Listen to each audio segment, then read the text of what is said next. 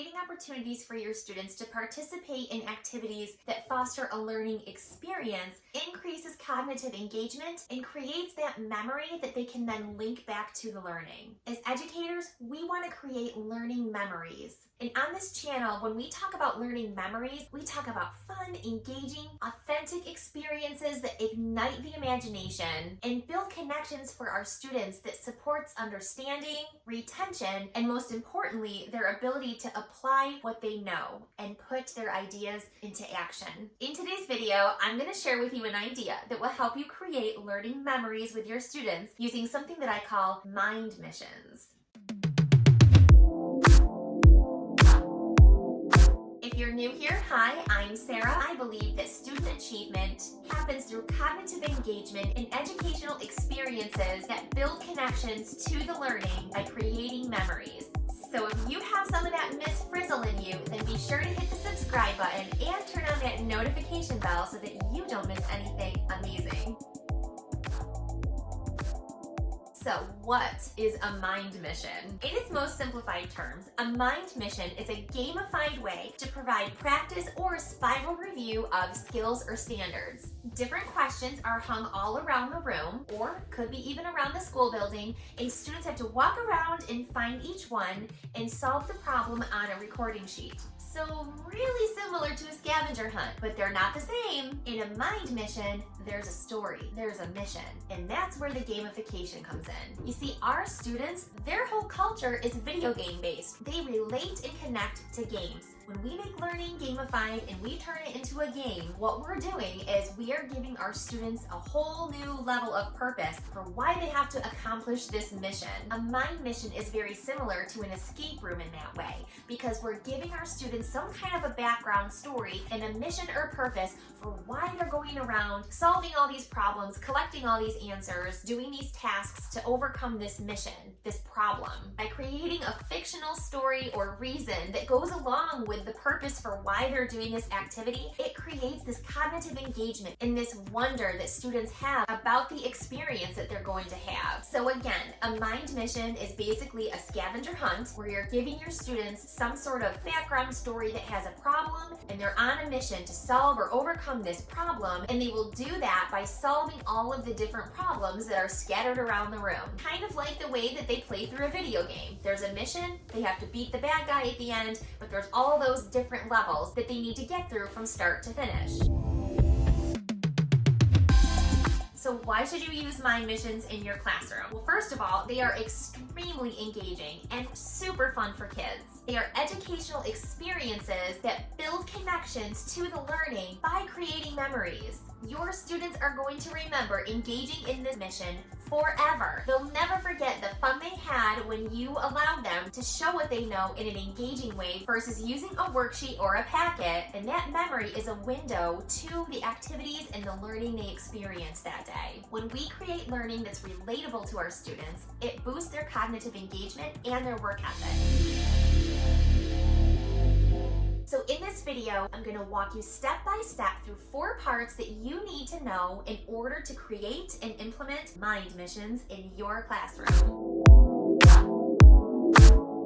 So just like any other thing we plan, we need to have an objective. So you're going to determine your objective for the mind mission. Maybe you're using it as a formative assessment or to prepare for a test. Maybe you're using this as a fun and engaging way to help your students practice skills and standards that they've already mastered or maybe need more practice with. Mind missions are amazing for the day or the week before a major holiday or break. Kids are already super squirrely, and so this is a great way to keep things moving, keep things engaging, and also keep our kids learning and moving forward in a time that may be usually a little bit crazy. I often used mind missions as a formative assessment. This allowed me to collect really great data so that I would be able to know where my students were struggling, how to form my groups, and what skill sets I needed each group to be working on. So we're going to go with that example today. So say I'm going to plan out my mind mission. It's going to be for math, and it's going to be a formative assessment. Now the next step in my planning is to choose the skills or the standards that I want to cover. And so maybe I'm going to take some of the questions off of an upcoming test that my students will be taking, and rather than handing it to them on a piece of paper or in a packet, I'm going to create cards of each of those problems, and I'm gonna hang them somewhere around the classroom. But you can choose any standard or any skill that you've been working on with your groups. You can also create differentiated versions of this so that you can select different standards and skills for different groups of students. Depending on whatever your objective is, that will drive and determine what skills and standards you're going to select. Next is the fun part. This is where you choose some sort of mission or theme for their scavenger hunt, and this is where like that gamification part comes in. So one of the math missions that I've done before with my kids, I called the math marathon. And every single task that they did around the room was a mile. And so they had to run 8 miles, even though I know a marathon is 26.2. Whatever, it's the idea. So the mission was that they were running a race. It was a math race, and they had to run all of these different miles to finish the race. And so now I've taken what could have been a worksheet and I've turned it into this whole game that has a story, a mission, and gets them up and moving. And that's really it for the planning process. Determine your why, decide on your standards and skills, and create some sort of fun little story and mission that's going to get your students excited and motivated and turn it into a game. Now I know that the theme and the mission can be kind of tricky sometimes, and maybe creativity isn't really your cup of tea. So here's one tip that might help you. It helps me to think about a real-world problem and solution. Not only is this helpful for me, but it actually creates a connection between what kids are doing at school and the world around them. I chose a math marathon. The marathon, it's not really a problem, but if you are a runner, your goal is to run the race. But you could choose any sort of problem and solution that's a real-world problem. So now that we're done with the planning, let's talk about how you can create your activity. So now you would select or craft your different questions. And really the number of questions should be determined by the age of your students and the complexity of the problems of the question. A word problem is going to take longer than just a math fact to solve. Once you've determined your different questions, you're going to put them on individual cards. You literally could take a worksheet and cut the problems up and paste them around the room. It doesn't have to be fancy. All you need to do is have a different card or piece of paper for each different question. And you're going to scatter them around your classroom, or you can put them around your building as well, depending on how crazy you want to get. But you can do whatever you want as long as they're all hung up in different areas. Now remember, it doesn't matter what order the students find and solve their problems as long as they get to all of them. So it doesn't matter where you hang them. And then after you have all of your questions, you want to make sure that you have some sort of recording sheet where there is a matching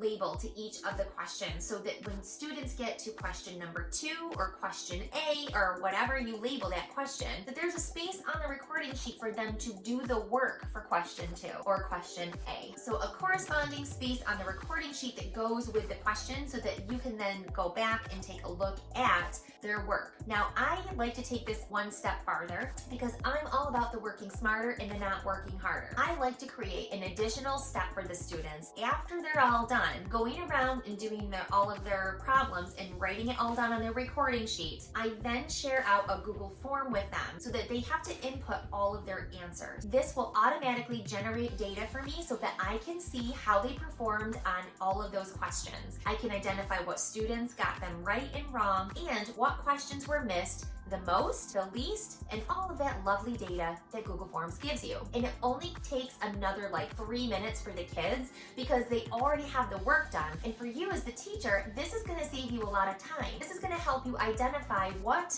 recording sheets you need to pull and what problems you need to specifically target to take a look at the students' work to see where are they making mistakes and what do you need to be working on next. And this is where it will help you as a formative assessment so that you can now generate groups based off this activity and be able to close those gaps. So although the Google form as that extension of the activity isn't a requirement of the Mind Mission, there's no reason to not do it because it is great information for you. It only takes a couple of extra minutes and it saves you a ton of time. So I just have 2 more tips that I want to share with you about implementing a Mind Mission. One is that it's super fun to give the directions in a thematic way. So when I gave my directions for the math marathon, I read this whole thing to them all about how they were at the starting line and they're getting ready. So I made this fun little like intro to what was happening because at some point you have to tell the kids what the background story is and what their mission is. And so I usually use the directions to do that part. So before the kids go get started doing whatever the mind mission is that you're having them do, you want to make sure that you're telling them how to do it, but also giving them that background and that mission so that you're creating the game experience. My other tip is to have an early finisher activity for them to do because kids will be finishing up at different times. The last thing you want is for them to be tootling around and bothering other kids while they're still trying to finish up their math mission, giving them the answers, or interfering in any way. So you want to make sure that as soon as they're done with their math mission, they know to fill out their Google form and input in their answers, hand in their recording sheet so that you have that documentation of their work, and then they need to go and do whatever it is that they're supposed to be doing when they're done. So this last part is definitely optional, but this is where it becomes an experience and really gets the kids so full of excitement and gets their imaginations going and really brings in the creativity. First, you could do a classroom transformation. It can be as big or little as you want it to be, just even rearranging your classroom a little bit or hanging up a few decorations that might match the theme, even just changing the lighting a little bit. That will create this sense of surprise in your students. It's like, what's going on? This is different than usual, and already you're going to get their interest and you're going to have them excited for whatever it is that they're about to do. And what they're about to do is work. They're about to answer questions. But because you're an amazing teacher and you just presented it to them in a way that makes it into a game, everybody wins.